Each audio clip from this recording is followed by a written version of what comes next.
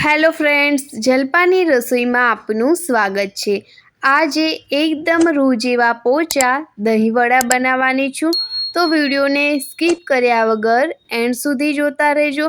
અને જો મારી રેસિપી તમને ગમતી હોય તો મારી ચેનલને સબસ્ક્રાઈબ, લાઈક અને શેર જરૂરથી કરજો, જેથી અવનવી રેસિપી તમને મળતી રહેશે। તો શરૂ કરીએ બનાવવાનું। તો સૌથી પહેલાં મેં અહીંયા એક બાઉલ અડદની દાળ લીધેલી છે। તો અહીંયા મેં એક અડદની દાળ લીધેલી છે, એમાં બીજી કોઈ એક્સ્ટ્રા દાળ એડ નથી કરેલી। હવે એના પછી આપણે દાળને 2 પાણીએ ધોઈ દેવાની છે। પાણી ઉમેરી 2-3 પાણીએ આપણે દાળને સાફ કરી દઈશું। એકદમ સારી રીતે દાળને ધોઈ દેવાની છે। તો અહીંયા સરસ એવી 2 પાણીએ મેં દાળને ધોઈ દીધેલી છે। હવે એના પછી દાળ ડૂબે એટલું પાણી એડ કરીને આપણે દાળને 4 થી 5 કલાક માટે પલળવા મૂકી દેવાની છે। તો 4 થી 5 કલાક પછી આપણે જોઈ લઈએ કે દાળ સરસ એવી પલળી ગઈ છે। તો તમે જોઈ શકો છો કે એકદમ સરસ એવી આપણી દાળ પલળી ગયેલી છે। તો 4 થી 5 કલાક દાળને પલળીને મૂકી હતી, એટલે તમે જોઈ શકો છો કે એકદમ સરસ એવો એનો દાણો પલળી ગયેલો છે। હવે એના પછી એમાં જે પાણી છે એને આપણે કાઢી લેવાનું છે અને દાળને એકદમ કોરી કરી દેવાની છે। તો બધું જ પાણી નિતારીને એક કાણાવાળા વાસણમાં કે પછી કોરા કપડામાં આપણે દાળને લઈ લેવાની છે। તો તમે જોઈ શકો છો કે મેં દાળને એક કાણાવાળા વાસણમાં લઈ એકદમ કોરી કરી દીધેલી છે। હવે એના પછી દાળને ક્રશ કરવાની છે। તો એની માટે મિક્સર જાર લેવાનું અને એમાં બધી જ દાળ, અડદની જે દાળ છે એને એડ કરી દઈશું અને એકદમ ક્રશ કરી દેવાનું છે। તો આપણે એમાં 2 થી 3 લીલા મરચાંને એડ કરશું અને ઢાંકણને બંધ કરી અડદની દાળને ક્રશ કરી લઈશું। પાણી જરૂર પડે તો થોડુંક ઉમેરવાનું ક્રશ કરતી વખતે। તો તમે જોઈ શકો છો કે એકદમ સરસ એવી દાળ ક્રશ થઈ ગઈ છે। દાળને ક્રશ કરતી વખતે એ ધ્યાન રાખવાનું કે જ્યારે પણ ક્રશ કરીએ ત્યારે પાણી જરૂર પડે એટલું જ એમાં એડ કરવાનું છે। વધારે પાણી એડ કરશો તો એકદમ જે એનું બેટર છે એ પતલું થઈ જશે અને વડા સારી રીતે પડશે નહીં।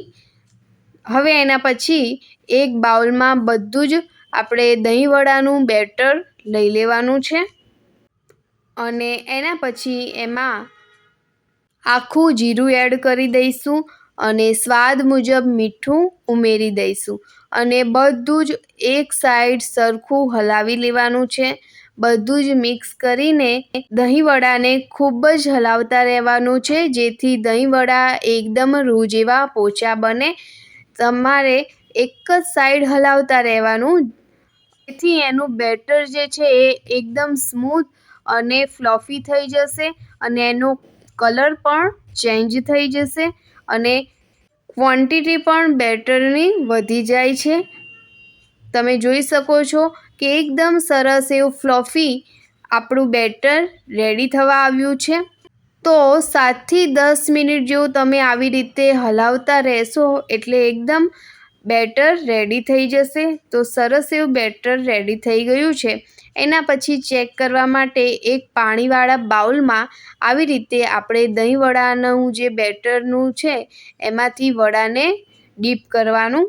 તો આવી રીતે ઉપર તળે એટલે સમજી લેવાનું બેટર રેડી છે। એના પછી વડાને તળવા માટે એક કઢાઈમાં તેલ ગરમ કરવાનું અને તેલ આવી જાય એ પછી આપણે વડાને આવી રીતે તળી લેવાના છે। તો બેટર એકદમ સરસ એવું તૈયાર થયું હશે ને, તો દહીં વડા એકદમ સોફ્ટ રૂ જેવા પોચા બનશે। એટલે વડાનું બેટર બનાવતી વખતે ખાસ ધ્યાન રાખવાનું। તો વડા જે છે એને ગોલ્ડન કલરના થાય ત્યાં સુધી આપણે તળવાના છે। મીડિયમ ફ્લેમ ઉપર આપણે વડાને તળવાના, જેથી અંદરથી પણ કાચા ના રહી જાય। તો તમે જોઈ શકો છો કે ગોલ્ડન કલર જેવા થવા લાગ્યા છે। આજની આ મારી રેસીપી તમને કેવી લાગી એ જરૂરથી કોમેન્ટ કરજો. તો આપણા વડા પણ અહીંયા તળીને તૈયાર થઈ ગયા છે. આવી રીતે બધા જ વડા મેં તળી લીધેલા છે. હવે એના પછી આપણે એક તપેલીમાં પાણી ગરમ કરશું અને એમાં મીઠું એડ કરી મિક્સ કરી દેવાનું અને પાણીને થોડું ગરમ કરવા દઈશું. તો પાણી ગરમ થઈ જાય એ પછી વડા એમાં આપણે નાખી દેવાના છે અને ડૂબડૂબા થઈ જાય એટલું પાણી આપણે ગરમ કરવાનું. હવે વડાને આપણે ઢાંકીને અડધો કલાક જેવું મૂકી રાખશું. તો ત્યાં સુધીમાં દહીં વડાનું ગળ્યું દહીં બનાવી દઈશું. તો અહીંયા મેં અમૂલનું દહીં લીધેલું છે. તમે ઘરે બનાવેલું દહીં પણ લઈ શકો છો. એમાં મેં 3 ચમચી જેવું બોરુખાંડ એડ કર્યું છે અને બધું જ સરસ એવું મિક્સ કરી દઈશું. અહીંયા આપણું દહીં પણ તૈયાર થઈ ગયું છે. હવે અડધો કલાક થઈ ગયો છે. વડા પણ આપણે ચેક કરી લઈએ. તો અહીંયા વડા એકદમ સરસ એવા પલળીને તૈયાર થઈ ગયા છે. તો આવી રીતે હાથમાં લઈ અને થોડા દબાવીને એનું જે પાણી એમાં હોય છે એ આપણે નિતારી દઈશું. અડધો કલાક તમે પલાળીને રાખશો એટલે દહીં વડાના જે વડા છે એકદમ સોફ્ટ અને રૂ જેવા પોચા બની જશે. હવે એના પછી દહીં વડા આપણે રેડી કરીશું.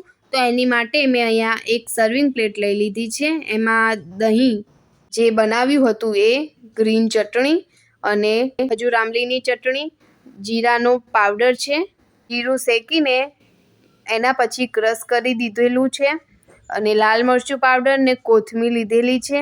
હવે એના પછી વડાને આપણે દહીંમાં ડીપ કરી દઈશું. સર્વિંગ પ્લેટમાં લઈ લઈશું. ગ્રીન ચટણી અને ખજૂર આમલીની ચટણીની રેસીપી મેં મૂકેલી છે તો તમે જોઈ શકો છો. તો આવી રીતે આપણે દહીંમાં વડાને ડીપ કરીને એના પછી લઈ લેવાના છે અને ઉપરથી ફરીથી દહીંને પણ આવી રીતે રેડી દઈશું. એના પછી ખજૂર આમલીની ચટણીને પણ ઉપરથી નાખીશું. તો તમારે જે પ્રમાણે ગળ્યું તીખું જોઈતું હોય એ પ્રમાણે તમે ચટણી વધારે ઓછી લઈ શકો છો. તો એના પછી મેં ગ્રીન ચટણી નાખીશું. એના પછી શેકેલા જીરાનો પાવડર એડ કરવાનો છે.